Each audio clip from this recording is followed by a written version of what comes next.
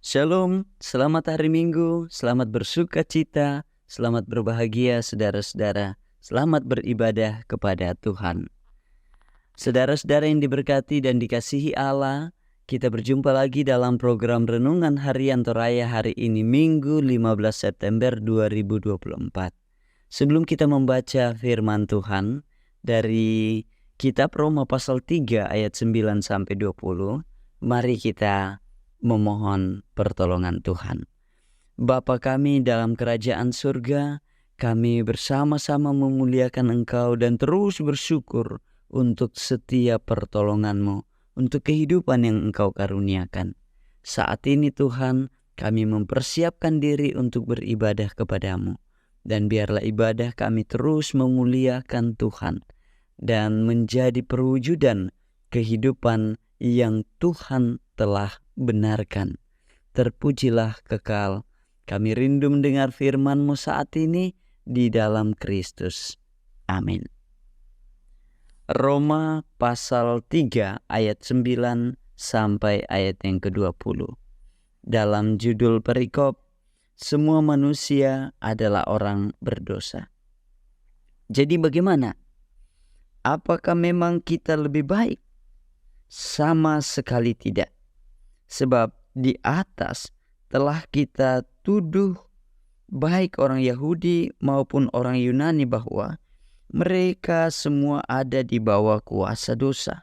Seperti tertulis, tidak ada yang benar, seorang pun tidak. Tidak ada seorang pun yang berakal budi. Tidak ada seorang pun yang mencari Allah. Semua orang telah menyeleweng. Mereka semua tidak berguna. Tidak ada yang berbuat baik, seorang pun tidak. Kerongkongan mereka seperti kubur yang ternganga. Lidah mereka merayu-rayu. Bibir mereka mengandung bisa. Mulut mereka penuh dengan sumpah serapah. Kaki mereka cepat untuk menumpahkan darah. Keruntuhan dan kemalangan mereka ditinggalkan di jalan mereka, dan jalan damai tidak mereka kenal. Rasa takut kepada Allah tidak ada pada mereka. Namun kita tahu bahwa segala sesuatu yang tercantum dalam Taurat ditujukan kepada mereka yang hidup di bawah hukum Taurat, supaya tersumbat setiap mulut dan supaya seluruh dunia berada di bawah penghakiman Allah. Sebab tidak seorang pun yang dapat dibenarkan di hadapan Allah karena melakukan hukum Taurat, karena justru oleh hukum Taurat orang mengenal dosa. Saudara-saudara yang kekasih dalam Kristus, pembacaan kita hari ini diangkat dalam satu tema perenungan bersama, Tuhanlah yang membenarkan kita. Puang mana ya tu untunganan ke.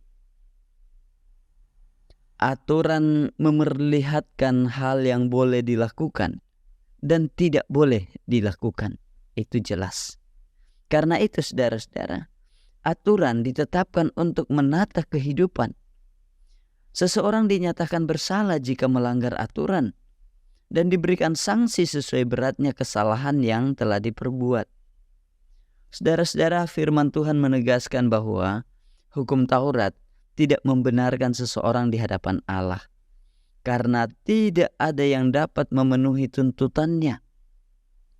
Semua orang berada di bawah kuasa dosa, dan demikian dalam keadaan terhukum.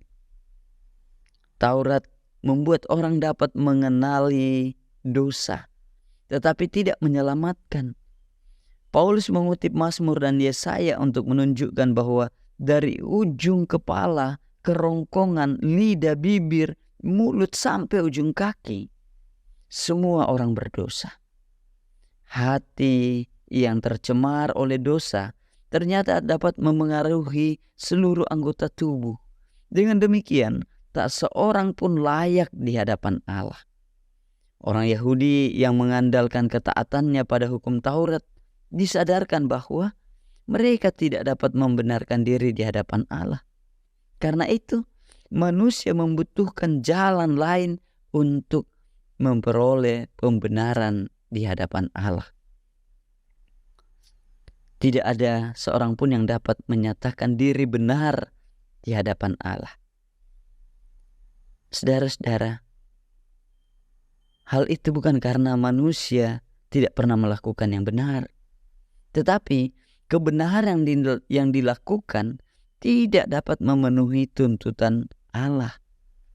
Firman Tuhan saat ini mengingatkan kita bahwa manusia dapat lepas dari kebinasaan jika dibenarkan oleh darah Kristus. Hukum Taurat menegaskan kegagalan manusia memenuhi standar kebenaran Allah. Maka melalui Yesus Kristus, manusia dapat beroleh jalan pada kasih karunia Allah. Nah, inilah jalan yang membawa sukacita. Saudara-saudara, melalui iman kepada Allah di dalam Yesus Kristus, kita mendapat anugerah, dibenarkan, dan beroleh hidup kekal. Karena itu, mari dalam sukacita teruslah memberitakan berita sukacita kesaksian ini kepada semua orang melalui kata dan tindakan kita bahwa Tuhanlah yang membenarkan kita. Puang mana yaitu untunganan kita. Terpujilah Allah. Amin. Bapa di surga, kami bersyukur untuk firman-Mu yang menyadarkan kami bahwa hanya di dalam Yesus Kristus kami mengalami pembenaran. Sehingga pembenaran itu akan terus terwujud dalam kehidupan kami, dalam perbuatan, dalam pikiran, dalam kebersamaan kami yang terus hidup dalam kehendak Tuhan. Pelihara kami sekalian di dalam kasih-Mu dalam Kristus. Amin.